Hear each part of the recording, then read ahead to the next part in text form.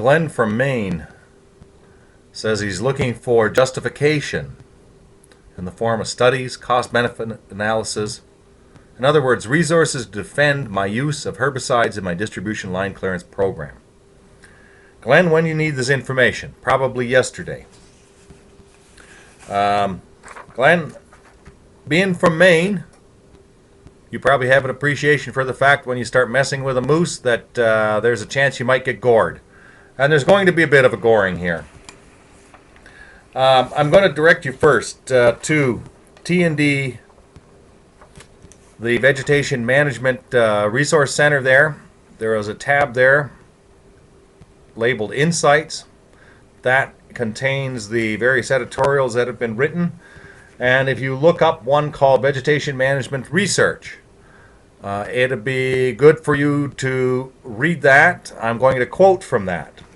So what kind of research should a utility undertake for vegetation management? Research can be used to establish the efficacy and cost effectiveness of the right-of-way treatments the utility uses, be that mowing, grazing, or any number of herbicides.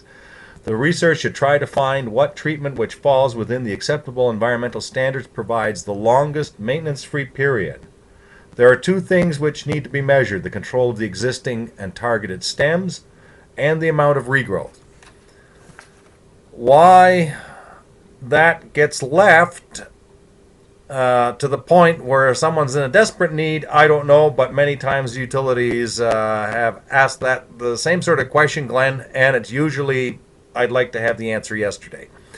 This is something I think needs to be anticipated, that will arise either from within the company itself or externally from stakeholders, landowners, the public. They're going to question your herbicide use, and obviously you need to have the economic justification as well as the environmental justification for using them. Now, I'm wondering, Glenn, are you asking me to do your job for you? I went online and I quickly came up with a number of articles that will give you some information. Of course, obviously, they're not going to be specific to your main conditions. One of the articles I found was titled "Quality Vegetation Management for Utility Right-of-Ways."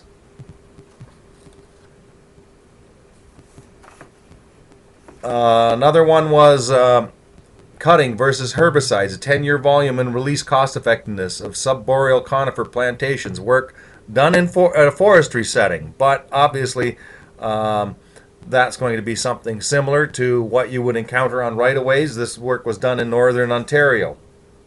It indicates that cutting methods are 3 times as costly as the herbicidal approach. Now, while I may be criticizing you somewhat, I am going to help you out. And then here's an article that you need to put into your search engine: the Vegetation Management Decision, a briefing for today's manager. This is an article that was done by Dow quite some years ago. In there, you'll find work that I did back in my Transalta days. There's a graph in here.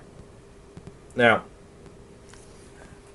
that graph shows the relationship of the costs for herbicides, mowing, hand cutting, and pruning. And it puts it on a ratio basis. Again, it's a general guide for you. It's not going to be specific to your situation. What do you do to get the numbers for yourself? Well, you need to have the cost for mowing. You need to have the cost for herbicides on a unit basis. And you need to have information about regrowth. In general terms, obviously, mowing is going to increase the stem density of incompatible species. Herbicides, on the other hand, because they tend to control the root systems, decrease the stem density over time, and consequently there's a reduction in cost of herbicide over time. And you need to set this up on a long, to look at this over a long-term basis. Don't compare one mowing versus one herbicide application. That isn't the end of the story because it doesn't get that change in terms of brush density into it. So you need to look at some multiple of your mowing cycle. So let's say you mow every 10 years. You'd want then to look at least over 2 mowing periods.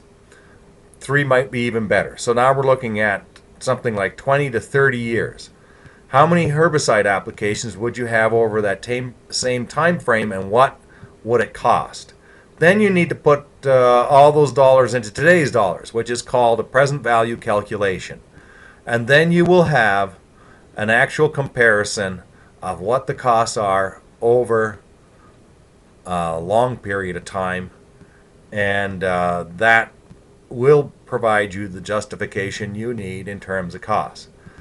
If you don't know how to do this yourself, if you're not familiar with present value calculations, you may find someone within your company who has that sort of expertise, or you may need to go out and hire it. But I think it's essential that you have that sort of information. That should be prepared in advance, expecting you will be questioned and you will be asked to justify your herbicide program. As I said, both from an economic and an environmental perspective. So why not have this work done and ready? So when the question comes, you're prepared.